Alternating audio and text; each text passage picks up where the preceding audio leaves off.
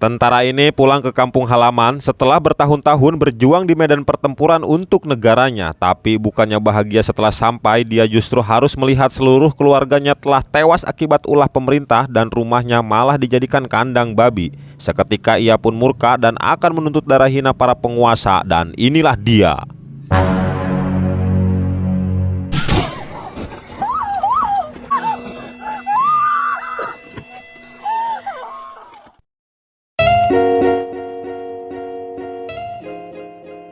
Film berlatar belakang di tahun 1845 di mana Irlandia berada di bawah kekuasaan kerajaan Inggris. Pada masa itu Irlandia mengalami bencana kelaparan terburuk dalam sejarah Eropa karena gagal panen akibat fungi dan wabah demam yang mengakibatkan setidaknya 2 juta orang Irlandia kehilangan nyawanya.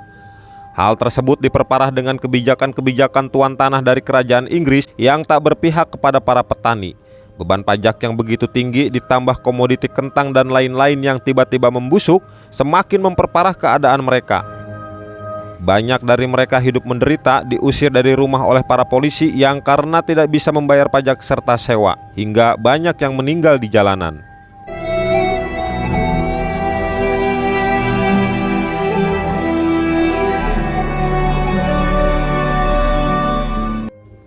Di sisi lain, seorang pria Irlandia bernama Martin ini kini telah pulang ke kampungnya setelah dipaksa ikut berperang oleh kerajaan Inggris di Afghanistan. Sepanjang perjalanan, Martin melihat para penduduk kampungnya berada dalam kondisi yang mengenaskan, seolah pemerintah Inggris tidak peduli dengan nasib mereka. Kini Martin telah sampai di rumahnya, namun ternyata rumahnya sudah dijadikan kandang babi oleh Bertha, pamannya sendiri. Bertha bilang kalau ibunya sudah meninggal setahun yang lalu, sementara kakaknya Arthur telah tewas dijatuhi hukuman gantung karena menikam utusan tuan tanah yang akan menyita hasil ladang dan juga telah mengusir anak istrinya. Ternyata pamannya si Bertha ini juga adalah jurusita tuan tanah dan meminta maaf kepada Martin karena ia tidak bisa membantu ibu dan kakaknya Martin. Setelah itu Martin datang ke rumah istri kakaknya bernama Anya, lalu memberikan roti biskuat kepada mereka yang sedang kelaparan. Tidak lama Michael, anak pertamanya, pulang dari mencuri ubi untuk mengganjal perut adik-adiknya. Michael nampak begitu benci dengan Martin karena pamannya itu telah mau-maunya jadi tentara kerajaan Inggris dan menyebut Martin sebagai seorang pengkhianat. Tanpa ia sadari, sesungguhnya dulu Martin terpaksa melakukan itu demi menghidupi ibunya. Lalu Martin pun memberikan beberapa uang dan mengajak mereka untuk ikut pindah ke Amerika.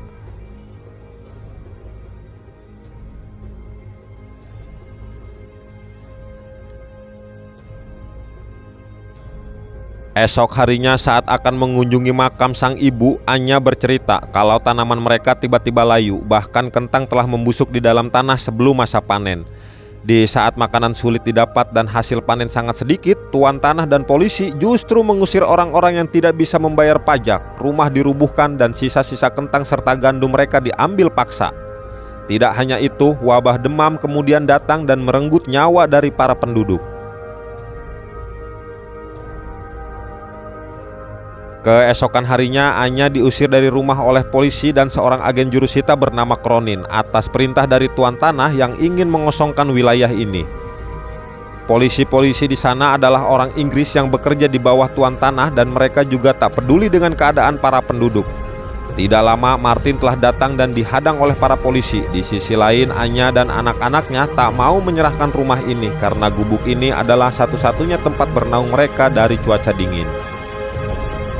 Martin terus memanggil mereka dan berjanji mengajaknya pindah ke Amerika, namun ia langsung dipukul polisi yang membuat Anya akhirnya mau keluar sambil melihat rumahnya yang akan dirobohkan. Sementara itu, Sersan menyuruh anggotanya untuk menangkap Michael yang kemarin mencuri ubi, namun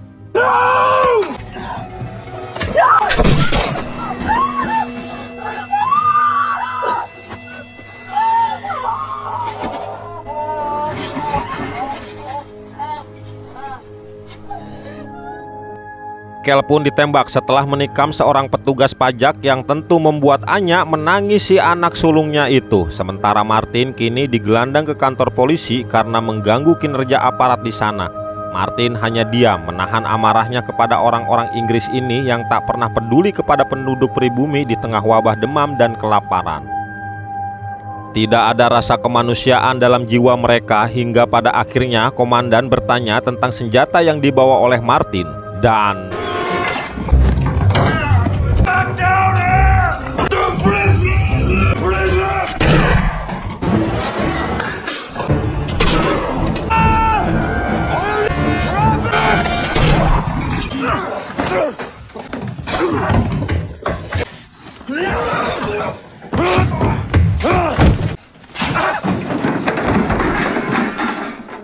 setelah berhasil membakar markas polisi, Martin lantas kemudian pergi dari sana.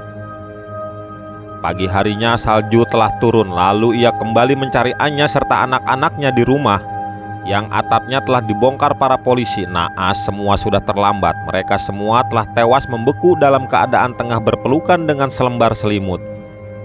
Melihat itu, Martin hanya bisa diam. Ia kemudian mengobati luka tembak di lengannya dengan pisau dapur milik Anya dan merencanakan sebuah pembalasan kepada penguasa yang telah merenggut hidup keluarganya. Di sisi lain, di tanah Inggris, seorang tahanan bernama Hannah dibebaskan bersyarat oleh komandan militer dengan sebuah kesepakatan. Hannah dulunya adalah tentara yang kini ditahan karena telah membunuh tawanan, dan oleh karena itu komandan menjanjikan kebebasan kepada Hannah jika ia bisa menangkap seseorang yang telah membakar kantor polisi di Irlandia yang tak lain tak bukan adalah Martin. Faktanya Hannah ini mengenal Martin karena dulu pernah bertugas bersama di Afghanistan, dan Hannah pun tentu menolak tawaran itu. Namun komandan mengancam akan menggantungnya jika Hannah tak mau mengambil tugas ini. Kembali ke Martin yang sedang menuju rumah Berta sambil membawa babi peliharaan Berta dari rumah ibunya. Tak berapa lama Berta datang dan terkejut melihat Martin telah berada di dalam rumahnya. Martin begitu marah kenapa pamannya itu memilih kerja kepada tuan tanah dan tak melindungi sanak saudaranya sendiri, lalu mengeluarkan sebilah pisau kemudian bertanya, siapa hakim Inggris yang telah menggantung kakaknya? Berta pun bilang kalau hakim dan polisi semua tunduk kepada tuan tanah, lalu tanpa diduga ia justru berencana untuk membunuh Martin.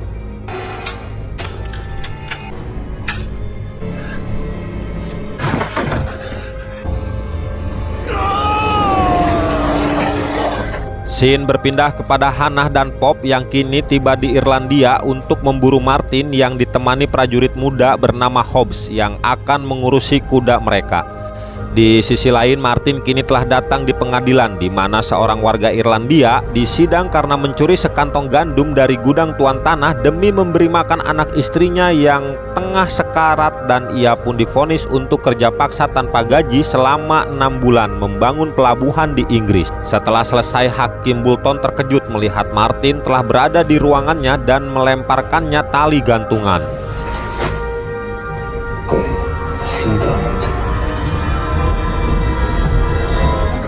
Tak lama kemudian, Pop, Hannah, dan Bobs menyaksikan Hakim Bolton yang telah tewas tergantung di gedung pengadilan. Lalu mereka menuju ke kampung di mana dikabarkan kalau Berta, pegawai dari tuan tanah, juga telah dinyatakan tewas. Sepanjang jalan mereka melihat para warga tubuhnya kurus kering kerontang karena hasil bumi mereka sudah habis untuk bayar pajak. Mereka akhirnya sampai di rumah Berta dan mendapati kepala Berta sudah diganti dengan kepala babi. Hannah lalu menggeledah mencari barang bukti dan menemukan uang milik Berta masih utuh, yang artinya ini bukanlah sebuah perampokan. Hannah lalu bertanya siapa yang melakukan pembunuhan ini, namun ternyata para warga Irlandia itu tidak bisa bahasa Inggris. Tak lama seorang pria bernama Connor memberitahu dan mengajak mereka ke rumah Martin, lalu mendapati kepala Berta sudah berada di kandang babi bekas rumah ibunya Martin. Hannah pun bilang kalau itu adalah cara menghukum orang-orang Afghanistan untuk seorang pengkhianat yang mungkin menjadi inspirasi Martin saat berperang di Afghanistan. Malam harinya Martin mendatangi sebuah tenda di mana ada makanan gratis yang disediakan oleh gereja dan relawan Inggris. Saat para warga masih menyanyikan lagu-lagu pembukaan ibadah, Martin pun nyelonong masuk lalu segera mengambil semangkuk sup kentang. Semua orang pun dibuat heran dengan tingkah dari Martin, lalu ditegur oleh pendeta yang mengatakan kalau kita harus berdoa dulu sebelum makan-makan. Martin pun bilang orang-orang ini sudah mau mati kalau menunggu selesai ibadah, biarkan perut mereka terisi dulu baru beribadah karena Tuhan pasti memaklumi umatnya yang kelaparan. Namun bapak pendeta itu tidak setuju dan Martin langsung menyeretnya keluar kemudian menyuruh para warga untuk segera mengisi perutnya.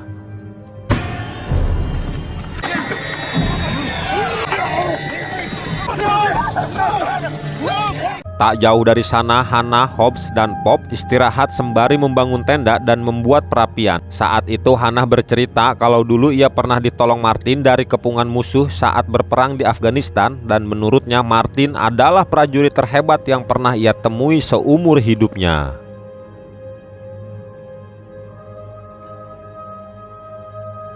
Esok harinya mereka kebingungan harus lewat jalan yang mana setelah tiba di persimpangan jalan. Connor lalu berkata mungkin Martin menuju rumah Mr. Cronin dan Mr. Cronin adalah agen jurusita yang telah mengusir ibu Martin serta Anya dan anak-anaknya kemarin. Lalu mereka pun bergegas untuk menuju ke sana. Sementara itu Cronin di rumahnya memanggil-manggil anak buahnya, namun tak ada jawaban. Ia kemudian pergi ke gudang dan melihat dua orangnya telah tewas. Kemudian Martin pun menampakkan batang hidungnya. Di gudang itu Martin melihat banyak sekali hasil panen warga yang disita oleh Cronin tanpa ia peduli orang-orang miskin yang ia sita bahkan tak bisa makan. Beberapa menit kemudian Pop dan Hannah pun telah datang dan ditembak oleh Martin. Beruntung Pop masih selamat sementara yang lain mengambil posisi untuk melakukan penyergapan. Hobbs menembak pintu tersebut dan tak lama Martin keluar mengagetkan mereka semua.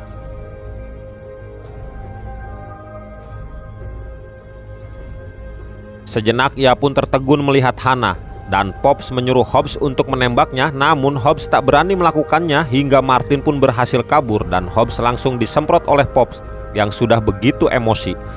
Sementara itu Cronin ditemukan telah tewas di dalam timbunan gandum milik warga yang ia sita sendiri. Mengetahui para korban adalah aparat serta semua bawahan tuan tanah, mereka pun akhirnya tahu kalau tuan tanah bernama Kill Michael adalah target dari Martin selanjutnya. Dan bergegaslah mereka melakukan pengejaran. Hingga di malam hari saat semua beristirahat tanpa suara layaknya ninja, Martin mendatangi Hannah dengan menodongkan sepucuk pistol. Martin pun bilang kalau aku berperang di Afghanistan untuk Inggris, tapi setelah kembali Inggris justru tak peduli dengan kampung halamanku, orang-orangku, bangsaku, keluargaku mati membeku dan kelaparan tercekik pajak tinggi dari pemerintah Inggris. Jika aku yang membunuh, Inggris menyebutku pembunuh, namun jika Inggris membunuh, mereka menyebutnya sebuah perang. Hannah hanya bisa merenung dengan perkataan Martin, lalu ia pun pergi menghilang dalam kegelapan malam. Balelol, kegelapan malam.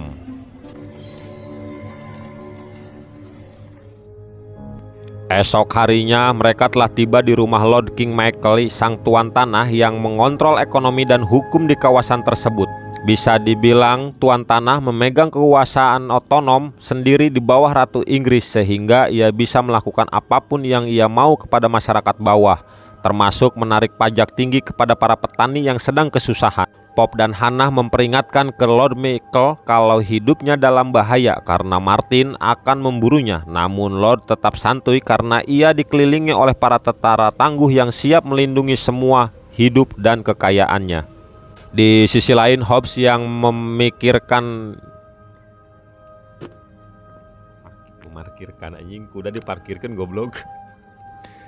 Di sisi lain, Hobbs yang memarkirkan kuda melihat para rakyat Irlandia kelaparan di luar gerbang menanti ajalnya. Dari perbincangan dengan seorang penjaga, ia mengetahui kalau Lord King Michael akan mengirimkan gandum menuju Inggris. Hobbs tentu keheranan, orang-orang di sini sudah pada sekarat, kenapa tuan tanahnya malah mengirimkan gandum dan kentang untuk Inggris. Seketika hati nurani Hobbs akhirnya tersentuh. Ia menawan penjaga agar gandum dibagikan kepada masyarakat yang kelaparan di luar gerbang. rasa kemanusiaan yang bergejolak dan meminta agar gerbang itu dibuka supaya orang-orang di luar sana bisa makan lagi. Namun, ceng ceng ceng.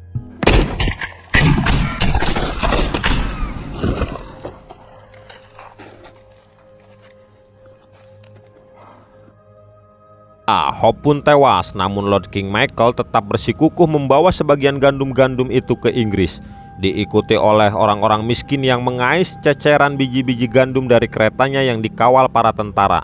Sementara rumah dan gudangnya akan dijaga oleh polisi dan sebagian tentara.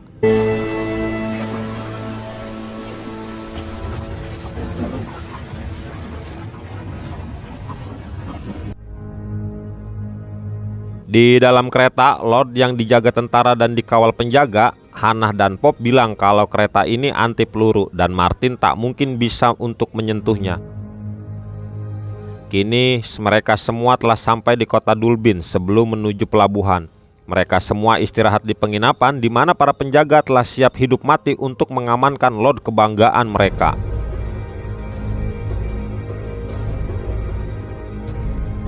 Tiba-tiba di malam yang tenang, seorang penjaga terlihat tewas dan Martin berhasil menyusup bagaikan seekor siluman. Ia pun berhasil memasuki kamar Lord, namun ternyata Poplah yang berada di ranjang tersebut. Dan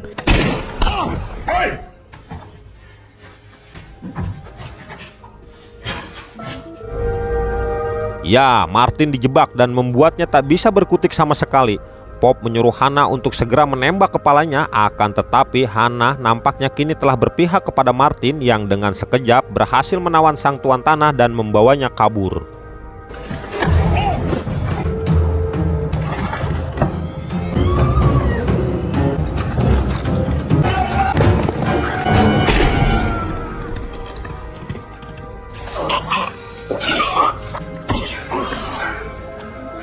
Dan setelah itu karena berkhianat, Hannah pun kini dihukum dan disiksa habis-habisan oleh para penjaga milik Lord.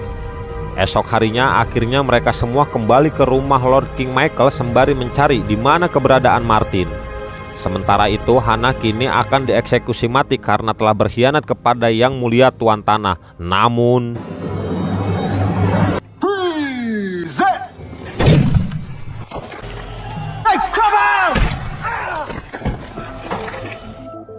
ya, Vinny telah datang untuk menyelamatkan Hannah yang menembak seorang eksekutor dan sontak mereka kocar-kacir akibat sebuah serangan mendadak. Tak lama tiba-tiba Martin pun datang menunggang kuda dengan jubah hitam menutupi tubuhnya lalu segera ditembaki oleh para tentara.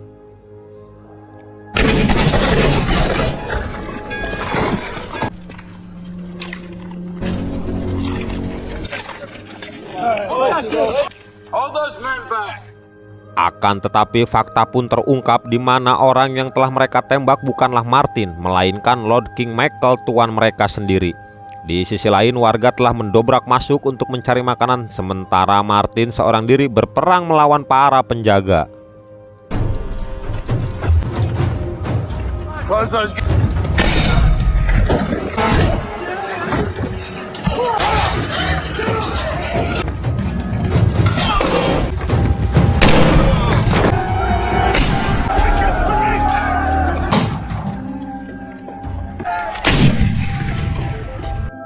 Martin lalu menembak penjaga gerbang serta Pop dan para warga akhirnya berhasil mendobrak masuk menuju gudang makanan.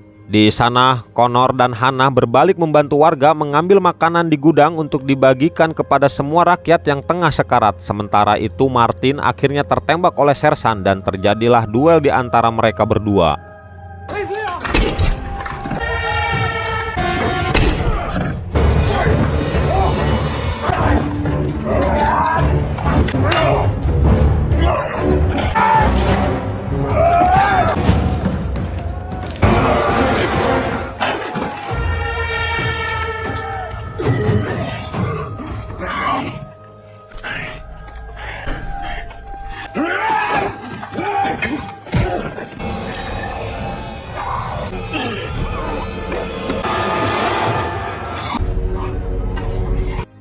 Setelah melumpuhkan sersan, Martin pun terkepung, namun Hannah telah datang untuk menyelamatkannya. Akan tetapi Pop ternyata masih hidup dan menembak Martin.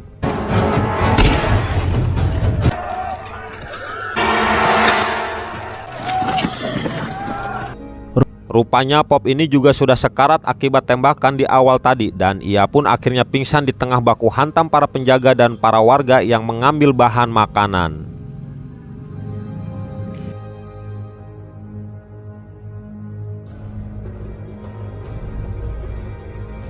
Singkat waktu bahan makanan pun sudah bersih direbut para warga, lalu Pop dan sisa-sisa prajurit Inggris memutuskan untuk pulang ke tanah Britania sambil membawa jenazah si tuan tanah.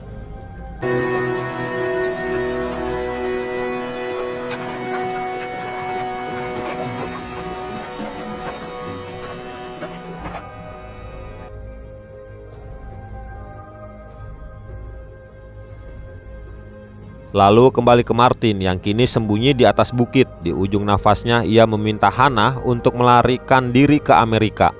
Kemudian Martin akhirnya meninggal dunia, namun bukan sebagai pengkhianat, melainkan sebagai seorang pejuang bagi rakyat miskin serta bangsa Irlandia, dan kisah pun berakhir.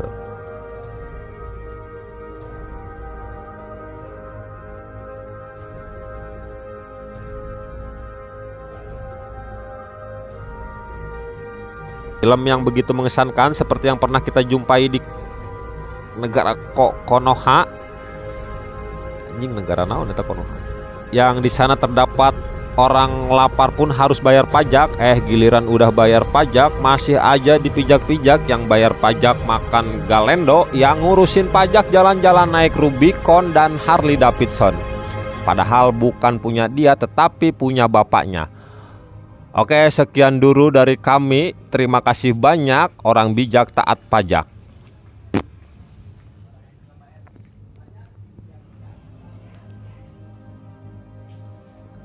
Hayu wemang lah cokotan eta barang teu kudu luak liuk atuh. Anjing ieu di KSB ya guys. Tuh, nyokotan barang-barang guys. Habis tuh. Pekakas. Aduh,